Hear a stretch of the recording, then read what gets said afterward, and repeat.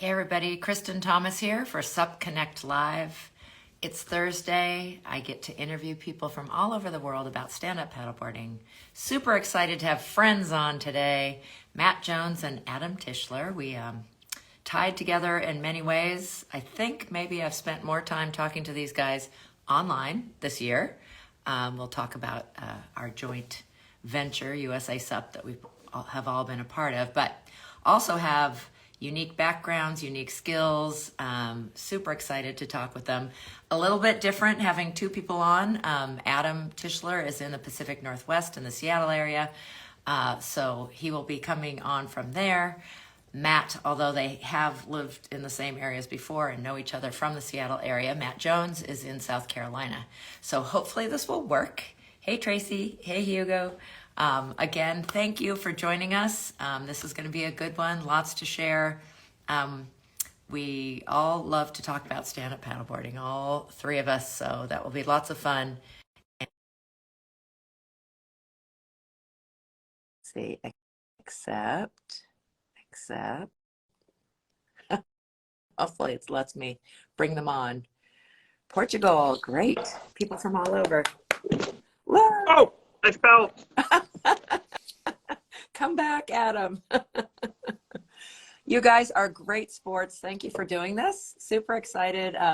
Like we don't talk enough. I was thinking through our Zoom meetings this year, I have probably spoken with you guys about SUP more than anybody. That's Well, saying something. that is saying something coming from you. Yeah. But we all love to talk about stand-up paddleboarding. Sorry, I have to say from the beginning, that was pretty funny, Adam. You pointed it out. I threw this at SUP Connect, and they make the little assets to promote it, and they put a little rift between you two. Yeah. Like Matt, paper. let's do the the fight poster. Oh, you're on the wrong.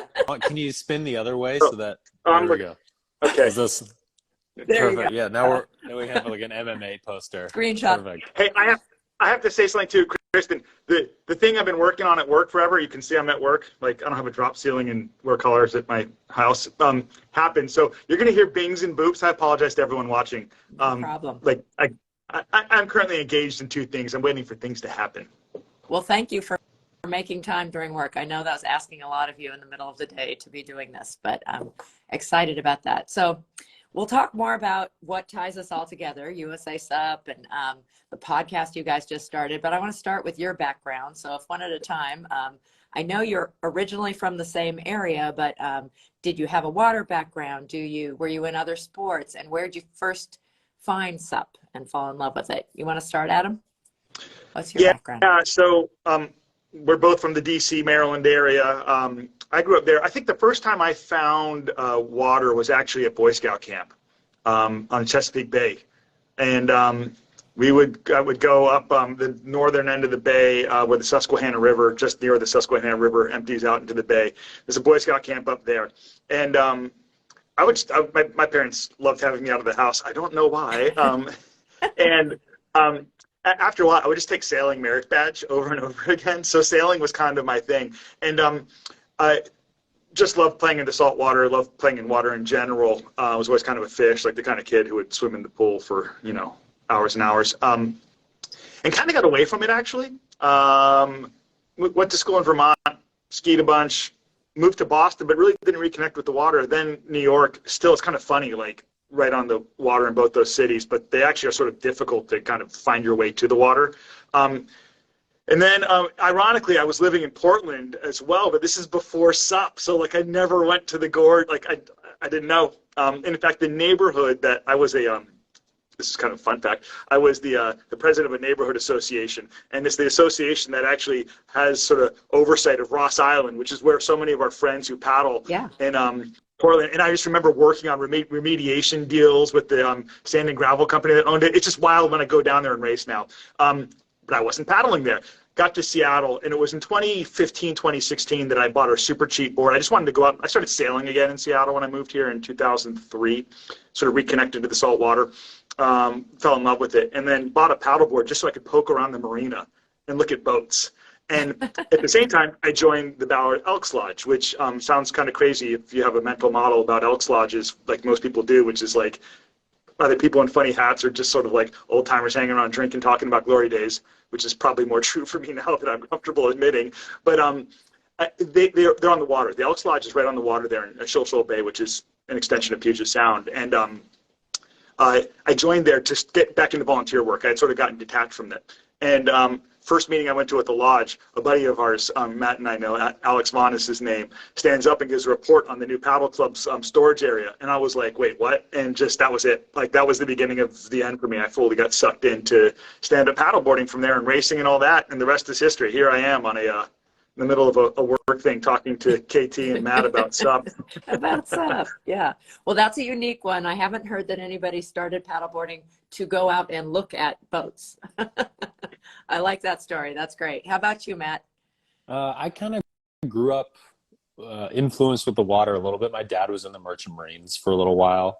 And, before I was around, designed submarines and stuff like that. So boat culture and water stuff was just kind of something that was an interest in the household. And my mom grew up near the water as well. In middle school, my dad was building like wood strip racing kayaks in the basement and everything. So that would be like on the weekends, I'm down there helping him build racing boats and stuff.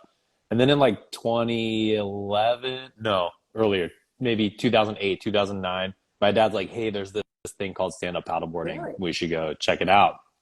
And he had taken me windsurfing once or twice, and he was, a water sports guy and had been racing kayaks for a long time. So we went, and at the time it was just rec boards. Like there wasn't any race boards. And I'm in the middle of like getting into high school soccer and track and doing all the things that are faster, right? Mm-hmm. And I was like, dude, this is lame. I'm out. I tried it one time. It was terrible. I hated it. I'm, like really heavy aluminum paddle, a 10-foot surfboard kind of thing on flat water. Like this blows. No, thank you. Didn't come back to it again until I had a bad climbing injury, messed up my abs pretty bad. And I was looking for something pretty mellow to get me back like into shape, and that would be good rehab for that tissue. And found out that race boards were a thing. Happened to be visiting my wife's parents in Southern California. And there was a great deal on a like NSP touring board for $800 and free shipping. So I had it shipped back to Maryland from Southern California. And that was it. All of a sudden I was going 4 or 5 times a week. The tissue healed, but I was also just happier out there. And yeah, same thing. 10 years later, I'm sitting talking with the famous KT on a podcast. Hey, what about me? What about you? And then so you two are from the same area, the Maryland, DC area, but didn't ever meet there, right? No, we didn't meet until I moved to Seattle in early 2018. So you were both doing stand-up paddling by then. I know you had raced, Adam. You had raced also, Matt? Or are we still kind of using it as rehab?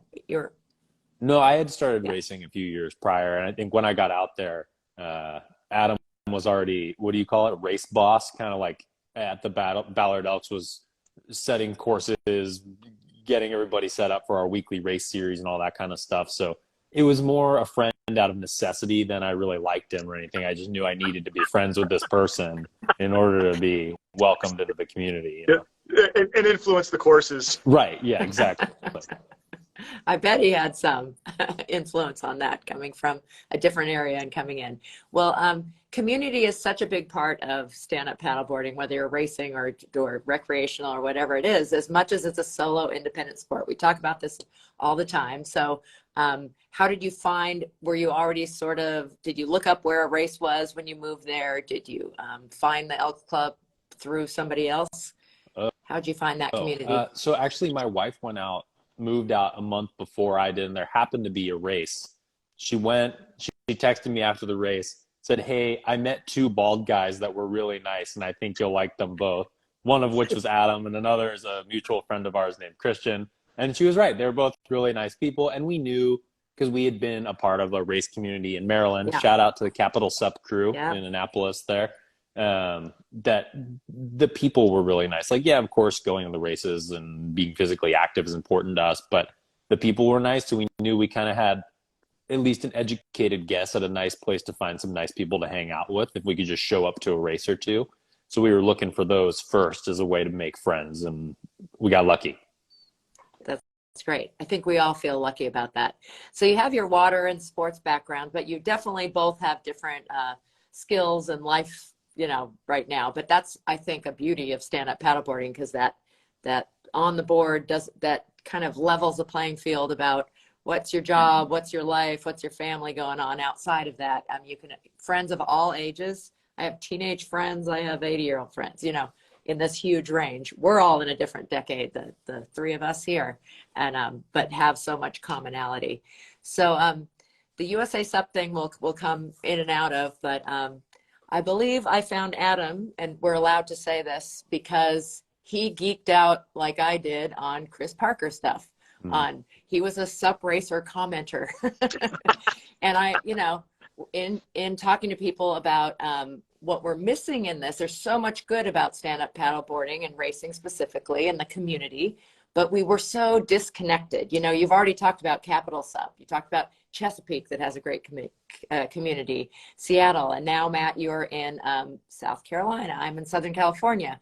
But how do we sort of start connecting things? So, I just checked in with Adam, who I don't think, had we crossed paths? Did I know you? I can't remember if I talked to you in person. Yeah, Chris, I don't know if you remember this, but it was, we did one time, I think I've told you this, I don't know if you actually remember when we did, but it was before or during like a Gorge weekend, the Gorge Paddle Challenge weekend. This must have been like, I don't even know if it was I don't know when, 18, 19. And you had the new Werner paddle, the Apex. Yeah. And I was out there paddling, and I didn't know who you were at the time, and you were out there paddling.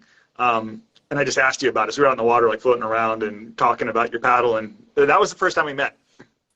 I did not remember that, so thank you for that reminder. Yes, the Gorge, of course, and we have seen each other there since then. One of our favorites. Yeah, and then Adam, you found Matt, and Matt brings a really interesting background in the coaching of other sports, specifically one, climbing, that in the time you've been coaching has made some major progress in some of the things that we were thinking about and talking about in SUP. So at that point in time, I think you were, or how long have you been in South Carolina? Just over a year. So I guess I got sucked into this fun stuff maybe 2 years ago, I guess. Like it was in the middle of COVID still. So I was still in Seattle for sure. Yeah. So we launched just last May, really. We're not even a year into it. You can still be a founding member, have to do a little ad for it. Yeah, hey, what do you get to give for the paddler who has everything? Yes, absolutely. Membership. Buy a membership. Yep. Excited about, what we have going, but it has been kind of a lot of work. I mean, for you guys in forming a new organization, a national governing body for stand-up that's independent. I also thought we might do a little bit of education, because it is confusing what all those other acronyms mean, and that we are trying to work with everybody. What has been like a surprise, or have you been able to do what you wanted to do? I think we've come a long way. We still have lots to do. Want to volunteer out there? Come on. Thoughts, either one of you? Yeah, well, I'll jump in. I think that it's like if you've ever done volunteer organizing of any sort, it can be tricky, and everyone comes in with their own concept of what they want to see the end result is, and typically that can be, well, I shouldn't say typically, it can be detrimental when you've got differing visions. I think the beauty of what we're seeing for our board, and why we want to have more and more people come in, is that there are several outcomes for this sport that can be achieved and should be achieved. And having people who are sort of, maybe even I'll say dogmatic about how they want to, progress the sport, I think for us has been really healthy. And we get to these ideas. In fact, Matt and I have a podcast. We just put out our second one, our USA Sup podcast. Yeah. And we just had this great idea that formulated from people, like we had members on a Zoom call, and this idea about how to classify tech races and that sort of thing. And all of a sudden, I think the sport, really, I'm not even exaggerating, the sport from that call, because all these people are bringing their ideas and how they perceive races and that kind of stuff, I think we've got a concept now for how we can further define tech racing, as an example, that you would not get when you've got single individual leading. stuff. Yeah. You don't get that innovation. So for me, that's been the really exciting element of USA Sup and the group of people that we've all brought together. Matt with his background, you with yours, me with mine, Fiona, Grant, et cetera, et cetera, et cetera. Yeah, fantastic. Agreed that's but that one of the things about collaborative work like that is that it takes time sometimes, and I think that's the part that we understand and appreciate and value, but sometimes get frustrated with. How about you, Matt? I wanted to say that the podcast, I'm so excited for you guys because you are able to really drill down and talk about stuff that I don't think that's talked about enough, and that those of us who do love to geek out on it just love listening to. So I applaud you and keep it up. Hopefully we'll have some more of those. Love the new content. Yeah, I mean, we're having a blast with it. Like really any race that happens, Adam and I are constantly texting each other when one person has a chance to watch the live stream. A lot of times there's no spoilers. Don't tell me I haven't gotten to watch it yet. I'm at work or whatever. But this just gives us a selfish avenue to talk about the stuff we would normally talk about. But to Adam's point, like we hope that it maybe makes people think about things, either a new thing that they hadn't thought about or same thing in a different way. But it does the same thing for us too. Like even in some of the comments on the first episode that we put out about different topics, about feelings about drafting or feelings about race formats or feelings about standardization or not to have standardization or any of the acronym organizations that we can talk about as well, are good food for thought for us too as an organization. But yeah, it's really just been a blast to be involved. And I think the reason, or part of the reason you guys initially asked me to come on, it's like, my front row seat into USA Climbing. Not that I was at all instrumental in steering USA Climbing, just that I was a coach during a lot of period of growth for them and seeing them go from a very grassroots sport to an Olympic sport and still hang on to their grassroots roots was an interesting road to watch because for sure it was a windy, bumpy road along the way. I think anybody at USA Climbing would agree with me there. But yeah, just to be able to like have those discussions and kind of be able to play a few things forward, a couple steps, like, oh, okay, well, maybe this will go well, maybe that won't go well. Here are some other options we can try, just to hopefully, the road is going to be bumpy as our sport progresses no matter what. And I think, like Adam said, there's more than one right answer for our sport, which is an exciting place to be in. Yeah. But I have felt a real synergy sometimes. And I think, Adam, your example is perfect of when we had an open call and it's like, wow, never thought of that. The whole, like, how to point system up a tech race. So that's a perfect example. So, well, you know what else? Sorry, Chris, I was going to say, but the other thing too, so like the two members I didn't mention, Mike and Harrison, are also race directors, as I have been before too. And so you have a microcosm of a handful of people, of course you have been as well, of folks who have like run races who were like, this is how you do it, coming together, just even on the board, let alone when you open the door to all those other people. And it's just, so you can put 5 paddlers together from anywhere in the country, and I think probably immediately have a very different and broadened sense of the sport for each individual. Like when I go to Florida, for instance, like they're just doing stuff a little bit differently. They're thinking about, I mean, it's just like these sort of like cultural, I don't know, it's like regional accents or something. And you don't realize that other people talk differently until you show up there and you're like, oh. That's a great analogy. I never thought of it like that. It's just like accents. Because having lived in Maryland, there's not a huge amount of races in Maryland. There's a fair number actually, but you travel up and down kind of like the Northeast, Mid-Atlantic area from North Carolina, Virginia, Maryland, Delaware, Jersey, sometimes New York. You get a lot of different types of racing there. Living in the Pacific Northwest, a whole nother ball game. People, different attitude towards racing as well. And then down in the South, I'm in Charleston now, so easier access to Wilmington, where the Carolina Cup and Surf to Sound and a bunch of other things. The Florida race scene. If you go to Tennessee for Chattajack or a bunch of other the like bigger lake races in the Southern Stoke series, whole nother ball. It is very. I love the accent. Yeah. We got to remember that. Yeah, that is a good one. And I definitely, as someone who did have an opportunity to travel to some races, really was seeing that.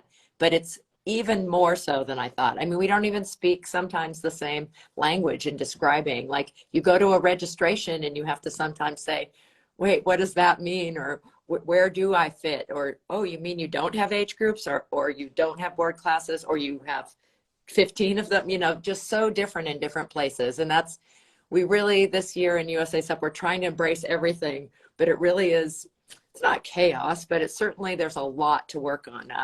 Regions we've developed, they're not perfect, but we've needed a place to start to sort of kind of try to group things. We have the Pacific Northwest. South Carolina, I think, is an example. You're in mid-Atlantic region when most people, I think, would call you the South. But so interesting and fascinating. And as long as people are open to, let's talk about what you mean when you say a stock board. Is that a certain size? Is that a certain style of board? There's just so much of that little stuff that needs to be sort of worked out. But I'd love to, and one of the things that's very different in regions is your waters and the type of water you're in. And I certainly won't spoil your podcast, but that comes into racing, certainly. But talk a little bit about the waters that and where you guys are located, because I think people we don't have just racers listening in, and they love hearing about what it's like paddling where you are. So who'd like to start? Because your waters are quite different right now. I nominate Matt. I'll go for it. Okay, so disclaimer, I've only been here for a year, so I'm still learning. But I'm in Charleston, South Carolina. We live on James Island, so I'm about 10 minutes from the beach. So when it's not cold, which is most of the year here, I try to get in the ocean 3 or 4 days a week. If I try to paddle 5 days a week, most weeks. So I try to get in the ocean a fair bit when conditions allow. Downwinders, in and out through the inlet for a little bit of surf practice, kind of fun little tech race practices and stuff. And the nice part is because there's big inlets here, you can kind of get river paddling there as well. Nice flat water stuff. Lots of current, but still flat water. So really, I'm in salt water 100% of the time, unless we travel somewhere else for a race, whether it's in a river, inlet, or ocean. Yeah. And how about you, Adam? Yeah, we're pretty spoiled in Seattle in a couple of ways. We don't have easy access to an actual beach shore break kind of thing, the way Matt does, for instance, in South Carolina. You guys do in SoCal, or they do in Florida and other places.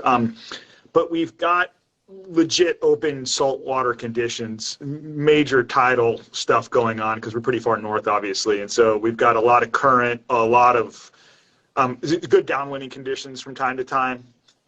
Frankly, in the wintertime, it's like at least once, twice a week, just as these storms come through and you get 20 to 30 knot winds that just blow. And then we have lakes and kind of river-esque conditions. We actually do have rivers. They run pretty quickly, so there is actually river supping that people do. But we've got these canals and cuts that move from – Seattle's got two major lakes. One's Lake Union, which is a smaller lake, but it's right sort of in downtown. It's actually very beautiful. Then there's a much larger one, Lake Washington, which is like fjord deep. It's incredibly long and deep. And then there's a few others in various areas around. So in the wintertime, like right now on Sundays, we're doing these paddles on freshwater in one of the cuts between the sound. It drains the lakes out for commerce through some locks and out to the sound, but there's all sorts of rowers, and it's that kind of body of water, very placid, very calm, and it's a lot of fun to do that. And then in the summertime, we're out on choppy little Lake Union. Well, it's not that little, but seaplanes take off and land on it. But it's just a nutso course because it's littered with people on their recreational blow-up sups and boats coming through and seaplanes. It's incredibly choppy. That's on a Wednesday night. Urban Surf, the surf shop, puts that on. And then on Monday night in the summertime, we have our Ballard Elks race, which has been a really long-running one. And that's 20 races every summer from May to September. And it's out in, like, the chaos that is Puget Sound. There are times when it's incredibly flat. There's times when it's like very spicy and you've got chest high sort of rollers coming through as the wind drives salt water up onto a shoal that's in our little race area and boat traffic. But it's fun.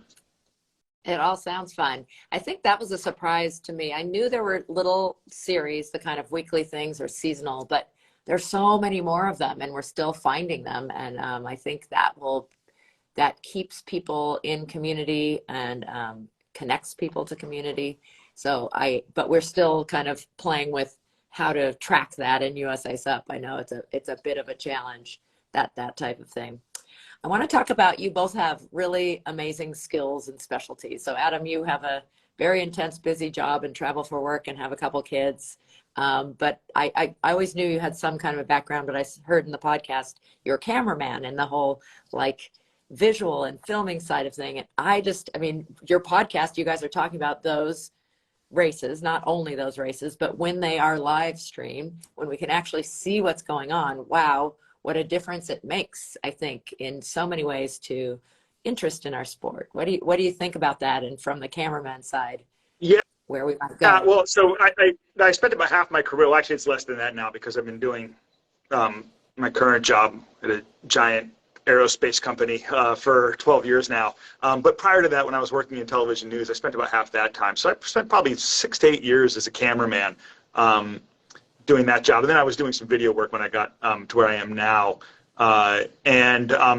Yeah, I tend to watch the coverage of SUP through two different lenses, pun sort of intended. And one of them is I just want to see the paddling. The other is I'm really curious about the production quality and the storytelling, which is why I've got so much respect and admiration for Chris Parker for what he does, because I know that he really strives for quality on, a shoestring budget. Although I think it seems like it's he's definitely invested. Like the last paddler standing technology he had was great. I mean, we didn't have tons of cameras, but like the stuff he set up was really super cool. We were blown away, Matt and I both were. I think everyone who watched it was, by the most recent ISA championships. And you see really kind of what quality coverage does. I will tell you, and Matt had to endure like multiple emails and texts and messages on this topic. But the French race season, not last summer, but the summer before, they were using drones and cameras really, really well. And you could tell it was in a pretty economical fashion, but it was like, I spent like 6 months just sort of like agonizing over why Tituan Puyo looked so smooth. And like their drone coverage sort of began to reveal some of what was creating, I'll just call it like a visual effect. He's obviously got technique and all that kind of stuff, but like and you realize that, and I was actually able to pick up some really beneficial just tidbits from watching that, right? So from having drone coverage that sort of showed T2 from a quarter forward angle, revealed just scads of stuff to me as a paddler, enthusiast. And you realize that there's more to it than just being titillated by who wins and all that kind of stuff.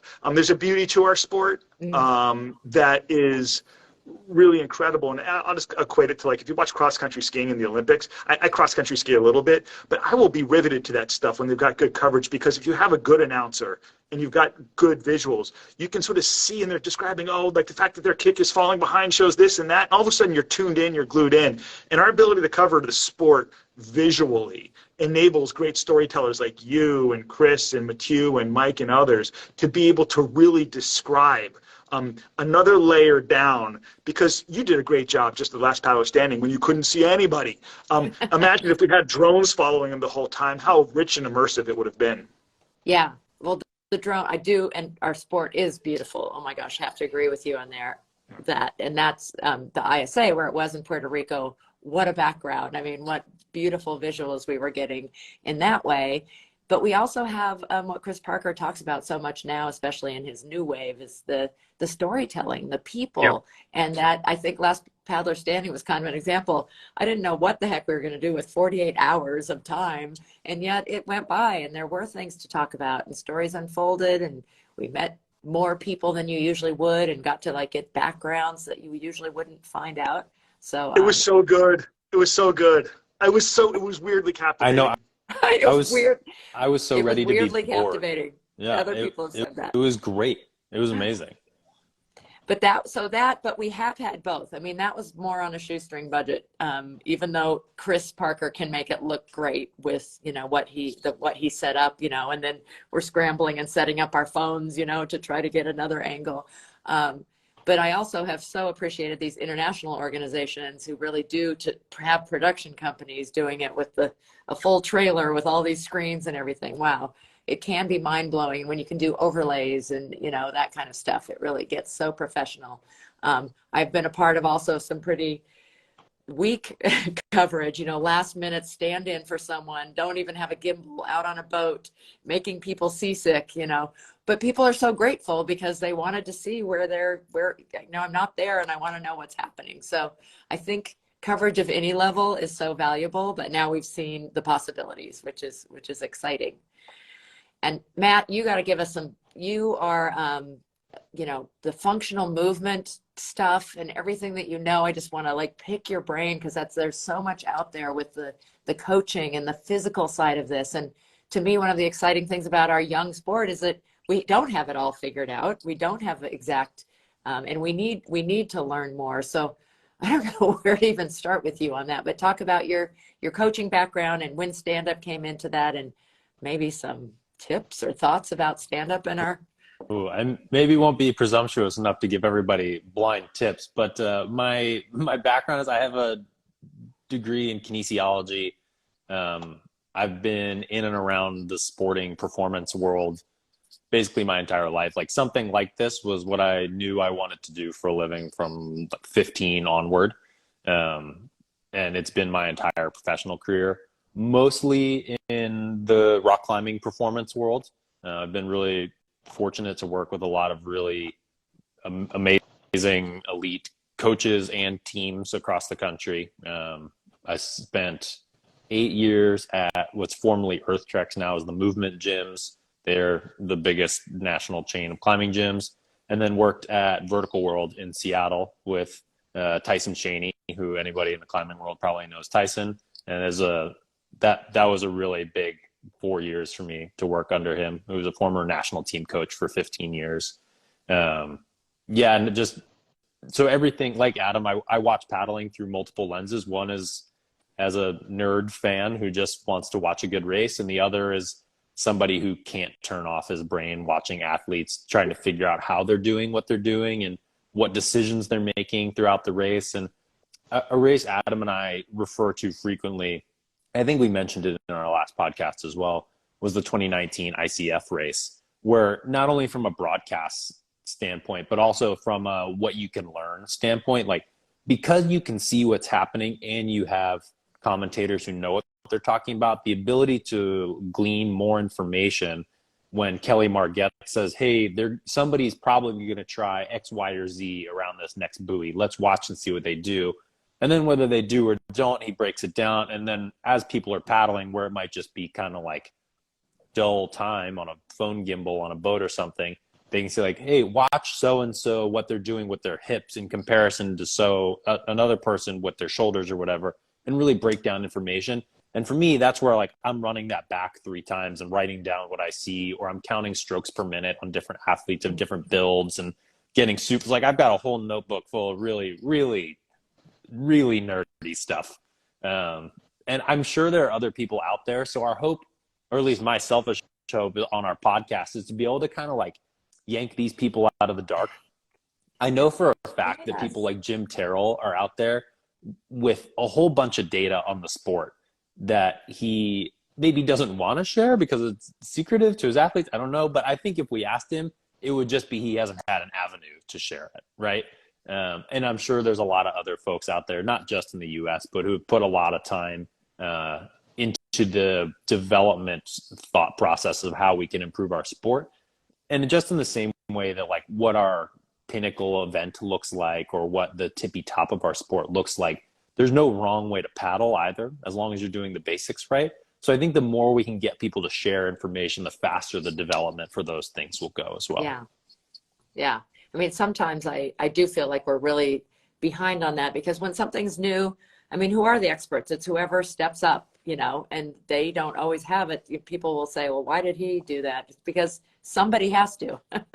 We have to like be able to step up and give and share. So I hope there'll be more of that. And Jim Terrell's a great example. He had a tank for a long time, a paddling tank where you'd go and he'd give you some analysis and you could see your stroke in a whole different way. Right, yeah, good stuff. Great idea. Yeah, and let me say, like, I don't presume to be like the foremost expert on paddling. Like I'm still for sure learning along the way, and all the athletes that I train, I try to be very open about that fact. Like, hey, look, we'll try anything, right? Like this is my idea. This is why I think what I think, but I think the sport is so new that every year or two, like a board design changes how everybody paddles, or somebody changes how they paddle and everybody else goes, oh yeah, that works pretty well. And then you'll see even elite athletes kind of tweak their stroke a little bit. So we're in a cool spot where the sport is now, that everybody's just figuring shit out. Yeah.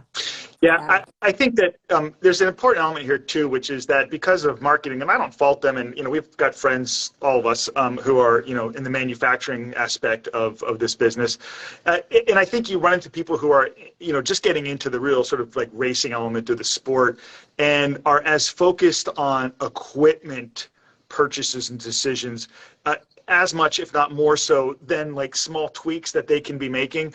And there's no problem with like sort of identifying the right paddle, the right board, and spending a lot of time thinking about it and nerding out about that. But I think one of the things that's missing a little bit is that analysis that comes with so many other sports that you see. If you watch a basketball game, they're talking about technique, and he flicks his wrist. Mm-hmm. We don't have that quite as much, which is why when when you have Candace calling the distance race for the ISAs recently, or Kelly, which was just phenomenal, Margette's at the Qingdao race that Matt was mentioning, I think it's a really big deal, because it's one thing to say, oh, I want to go narrower with my board or whatever.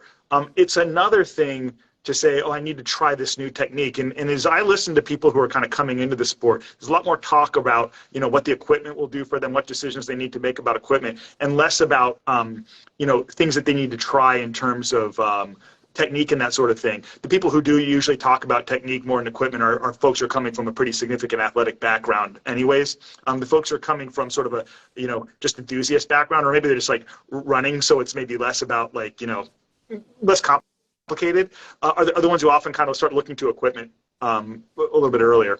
Maybe unfairly broad for me to say, but it's a problem, I'll say, a minor problem, but a problem we need to solve in how the sport's covered. Yeah, well, we definitely want more of the paddling and the technique and the analysis. But while we're on equipment, because you both have great brands, give them a shout out. Talk about what you're on right now, what you're using, maybe why you chose it. What's in your kit? Adam, go ahead. Okay, so I'm good buddies with the Flying Fish guys down in Florida. So I paddle my Flying Fish Freedom 22-inch almost exclusively. It's a dugout. It's a rolly dugout. It's a challenge for me, but I love it because when I get it locked in, it's actually when my fitness is good, I go really fast on it. When my fitness isn't good, not so fast. To go back to my previous discussion about, like what should you be working on? It's like fitness, not the equipment. The equipment enables you to explore your fitness level. And then I have a Hippo Stick Triple G that I really like. I like simple paddles. I'm sort of obsessed with this, like, as much as I can get simple shapes on the board, simple shapes in the paddle, I like that. I think that, I just go back, like, it's time immemorial that Polynesians were using paddles that were shaped a certain way and boats that were shaped a certain way. And I tend to trust, the technology advancements over like literally thousands and thousands of years. And you still see that, like, outriggers it's a canoe boat and it's a flat paddle. I don't like all the edges and the shapes. Doesn't mean it's wrong. But I sort of obsessed with it. And then I had, like, this was the ultimate geek moment. Matt's heard me talk about this a lot and I joke about it. But at the end of the 7048, this ultra race that we have up here in the Northwest, a gal named Sarah Story, who's a great outrigger, a canoeist, was there, and friends of a friend, etc. And she was there. Johnny Pokeo was up there with her, and I wound up having, like, hang out with Johnny for hours one night, and it completely, like, cemented in my thinking around the tools of paddling. So even if I'm wrong, it's too late. Like, Johnny convinced me that I'm right, or at least that's what I heard. Yeah, period. How about you, Matt? What are you using?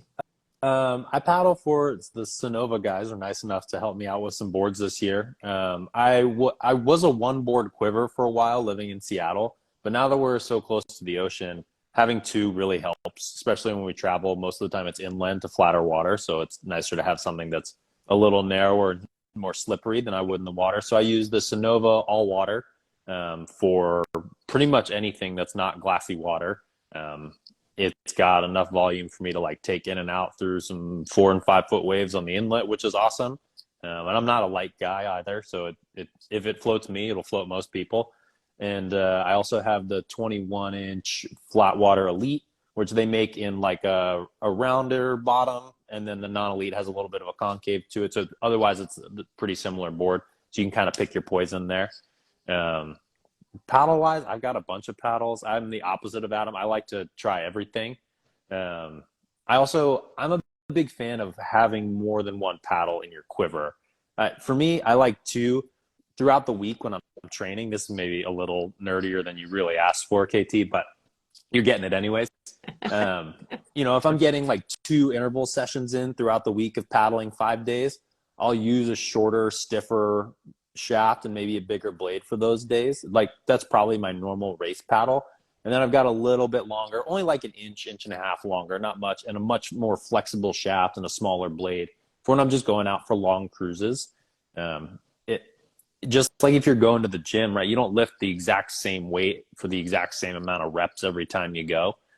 So that's my school of thought there, and it has helped me keep my joints happy over the years that I've tried to build miles into that, hard days, a little bit more resistance, and less days, a little bit more bend in it. So regardless of what you pick, you guys should try that. Anybody listening? Wait, I want to just, I feel like I need to bolster my argument now that Matt came in with all the paddle. No, it's too late. It's too late. Too late? Okay. I want to amend my statement. No, I actually have, it's funny that you said that though, Matt, because I have an old starboard bolt paddle.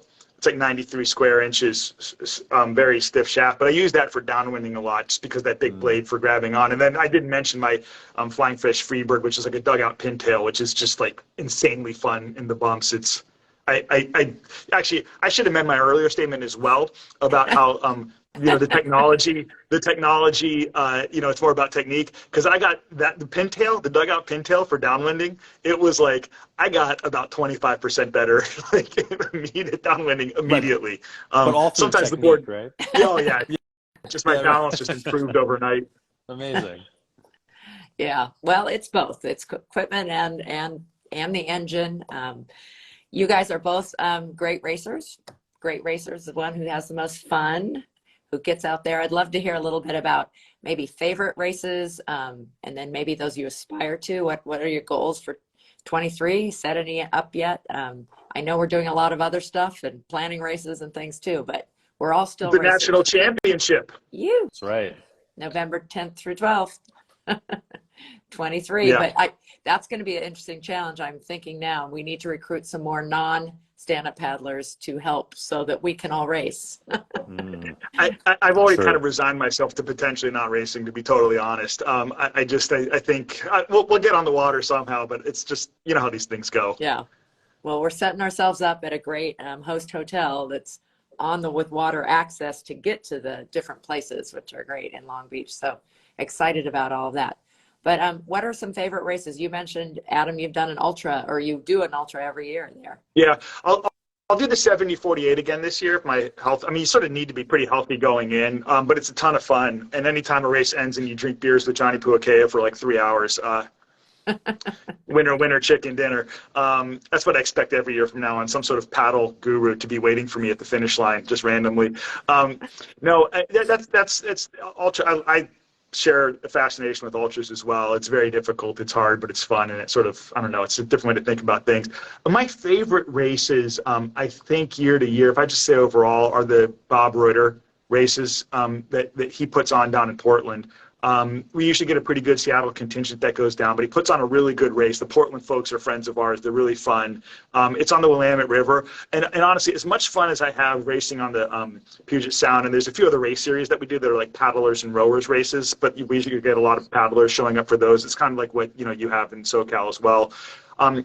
Bob puts on, and we do the specialized sup races, those weekly ones, but the choppy, confused water is great. It's fun, but it's so nice to get down onto the Willamette River for those Bob races, and it's just flat, and you just kind of get to like grind away for 5K, 10. It's usually 10K.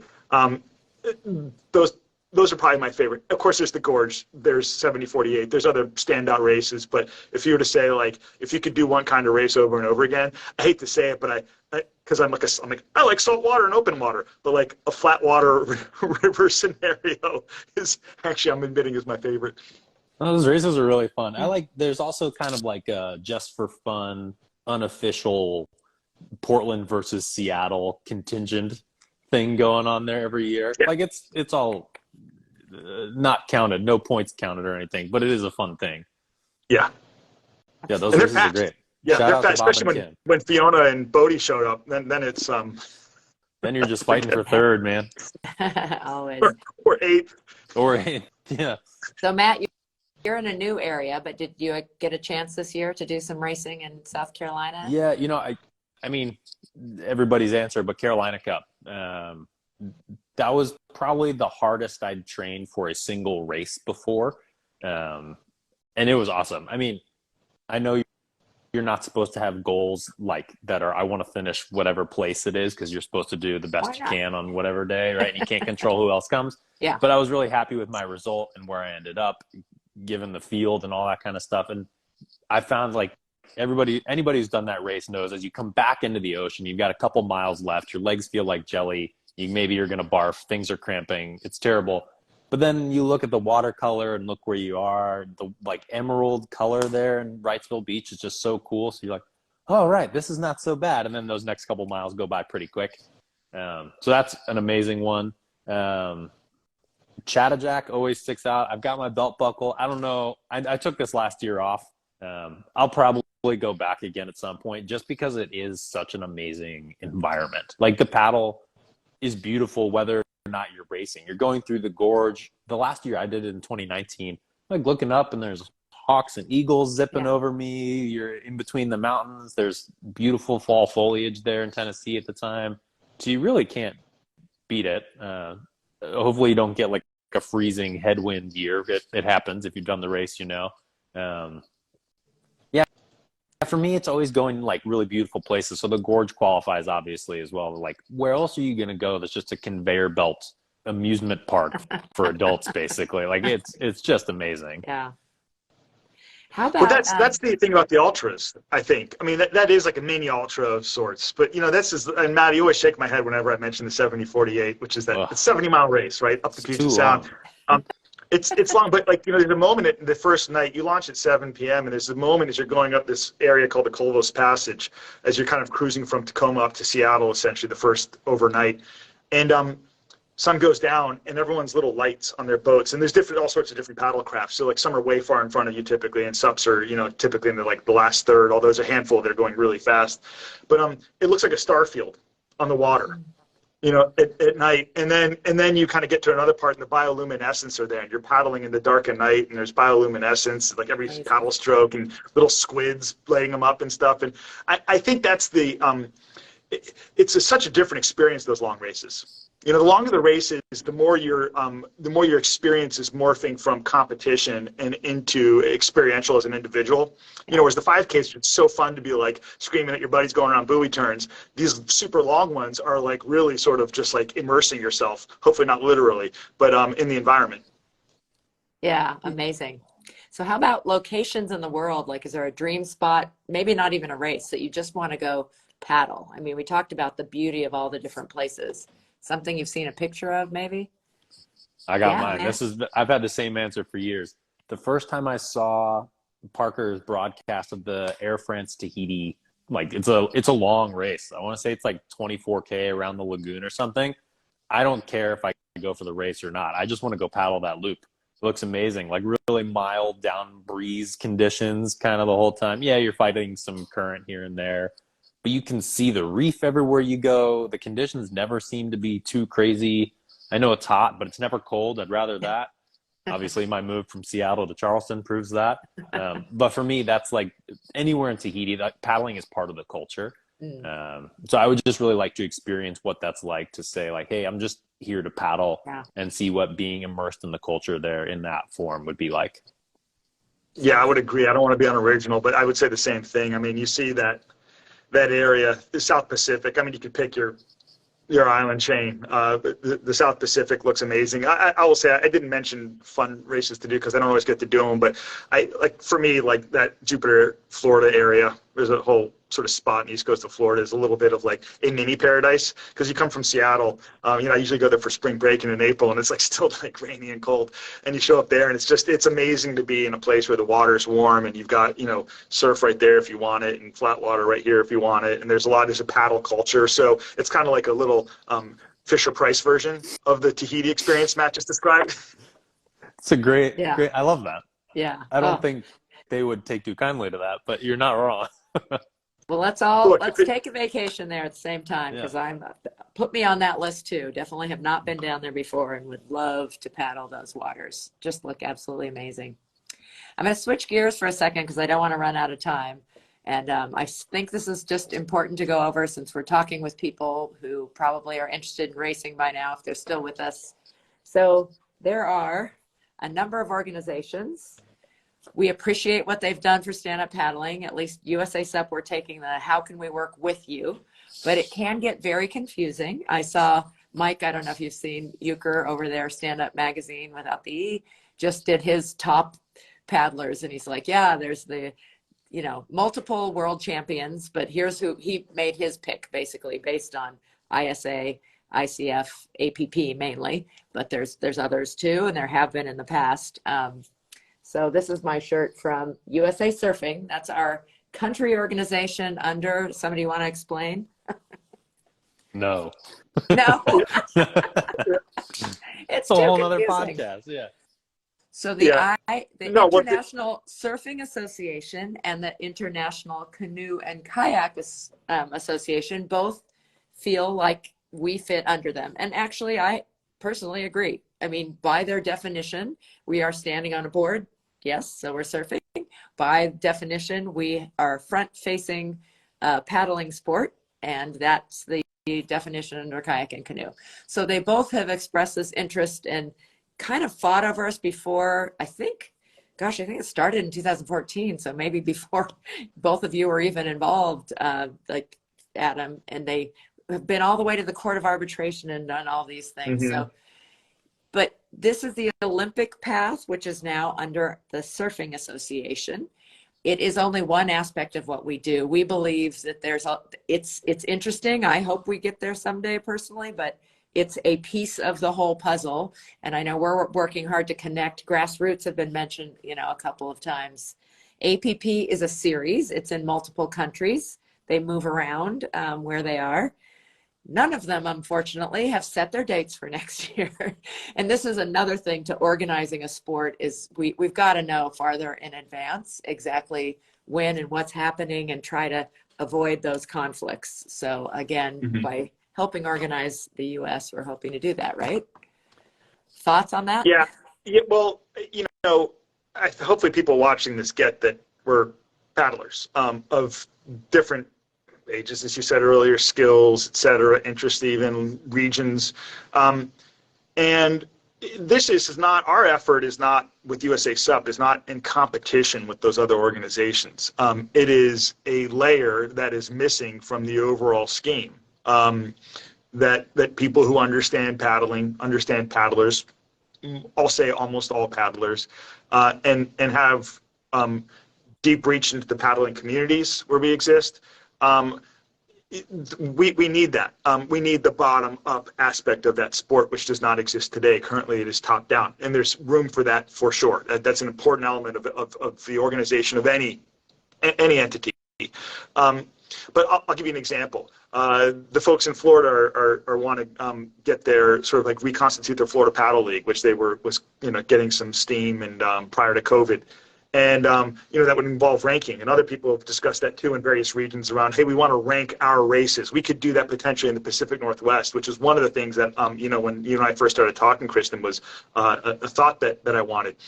I mean, like, raise your hand if you're watching and you wish that there was a ranking system for your local area or your region, let alone the country. And that's the sort of thing that, is not going to happen from the top down. The ISA and the ICF are not going to come in and say, hey, we want to gather data on your, Ballard Elks Monday night race so we can rank just for fun, And then ultimately, yes, maybe there might be, consequences to ranking, but that's almost not the driving factor. You know, I tell the story all the time. Like my greatest achievement in all of Supdom was the last year Chris did his world paddle rankings, and I was in the top 1600, 1599. But it was cool. It was fun. I trained so hard for that. No, it was, but that matters to, you know, the average paddler. And to me, there's more value. This is Adam Tischler's sort of main thing. I think this is where we provide value in my mindset as USA Sup. We're here to represent the entire sport and the people who we know who do it. Yeah, couldn't agree more. I think to bring it back to a way earlier point that you brought up, Adam, too, is that like with the regional dialects, we're not speaking the same language from organization to organization either, right? So I think, KT, you talked about like we're just trying to take everyone where they're at. My feeling has been we're trying to build a dictionary this year. And not that we're done with our dictionary or anything, right? But like once we have like an agreed upon set of terms and words and ideas that we can use, the ability for us to work with and have other organizations work together through us, hopefully, it gets easier, faster, and better, right? Like there are too many world championships that it devalues all of them to have 4 world championships happening in the same 2-week span, right? It's not really good for anyone. So in that vein, I think we hope to be the middle missing link there that can kind of start to have everybody. We'll be the Duolingo of SUP. How's that? Yes, let's do it. But I feel like we're getting close, and we're a little bit behind. I know there's race directors who wanted a little bit more of a framework, and I think we're going to give some ideas quite soon for that, because it will make, we ran into issues, as the three of us know, in the missing information in just even trying to do a very simplistic, basic overall ranking has proved to be extremely challenging. You, I believe, did a shout out in your podcast. Please, can we find out the state you live in and how old you are? Because it's really hard to do it without that, and it's not collected by all race directors. So, you know, and paddle nerds are watching this, so paddle nerds, tell your race directors to gather age and state in addition to board class, please. Yes, please. It would help. Yeah, so there's, you know, but there's people ready to work with us, but we're still, I think we didn't get quite as far, at least that I wanted to on some levels. I thought race directors would be finding us, but instead we're still having to dig to try to identify the name and, you know, email address of all the race directors. And also, one of the beautiful things, we all enjoy these multi-craft races, but sometimes when a race director isn't SUP focused, it's a little harder to get that information that we're looking for just on stand up. And we want to also say, just like with the organizations we're trying to work with you, we love all paddle sports, but every individual craft deserves to have a voice. And we're trying to be, in the United States, the voice of stand up. And we'd love to work with other countries having that independent voice too. It ties it all together, a missing link, like you said. Absolutely. Yep. So the last podcast, you got the third one planned? And I saw We've you. got Yeah, it's going to be you. We want you. We want to talk about. I mean, I think we want to do like a quick sort of like. This is a higher frequency than we might normally do it, but I would love to. I mean, I think we talked about this. We would love to have you on to talk about Last Paddler Standing. Sure. Have some dialogue. A quickie. Spots. Yeah. Yeah. Actually, you're way more advanced than this. I love Instagram Live, but it's just pushing a couple buttons. You're doing these overlay graphics and stuff, you guys. Super impressed. Old cameraman. Yeah. Got to keep the skills fresh. Okay, well, I I want to pick your brain. Need more info on how to do that, because you make it look really good. So if you haven't gone and followed, usasup.org now has a podcast, at two different great hours are out already, and we're looking forward to more content. We also we put out a newsletter, and it will always have links to your podcast as well as other content. We do some race recaps. You're welcome to get that whether you're a member or not. You can just sign up on our list, but of course we'd really love you to look at being a member, and really want to thank the 200. We have 200 as of, I think, yesterday. Members who had faith in the idea, because it's hard at the beginning, because pretty much you're getting a thank you letter with a sticker in it. That's what you get at the beginning, but we want you to be a part of it. there are things happening. The rankings are coming soon. We are releasing information as we're got it solid on our first national championship coming out in November. Other thoughts? Whoops. Yeah. Sorry.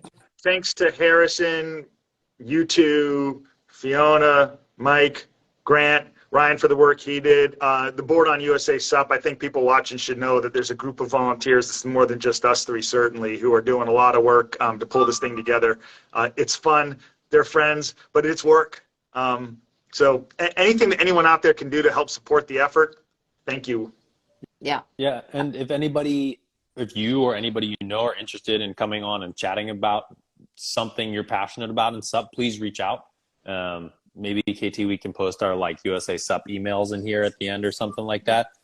Hit us up. Adam and I would love to have you on the podcast. And let's keep a good dialogue going and see how we can progress the sport and expand our dictionary so we can progress things even quicker. Look at that callback. Look at that. Woo! I think we healed our rift, Matt. I think we healed our rift. You're together. Lean in. Well, thank you for being. I mean, I could have done an hour with each of you separately. I know, but I'm actually winding down doing this podcast. So for SubConnect, and wanted to get you both on. So appreciate you taking the time to do it. And looks like I didn't hear any sounds at work, so nobody came in and said, "What are you doing?" Oh no, there's been like these little chirps going. I've actually amazed. I've been working, but I can talk SUP like almost unconsciously. So, hey, Kristen, thanks for doing these. This series has been great. Thanks to SUP Connect for sponsoring your series. It's been really cool. Thanks. Yeah, it's we're been really fun. honored to. We're psyched to squeak in at the end before you hang it up. So thank you. These are great. Thanks so much, guys. And we'll be talking to you soon. We have our monthly board meeting next Tuesday. So there you go. It won't be too long. Have a fantastic weekend. And thanks everybody who listens. And remember to tell people this is immediately on IGTV. So you can find it on SubConnect's Instagram right away. And then we will be getting it out on our YouTubes, both SubConnect and KT Outside. Thanks. Take care. Bye. Be well. Happy holidays, everybody. Bye.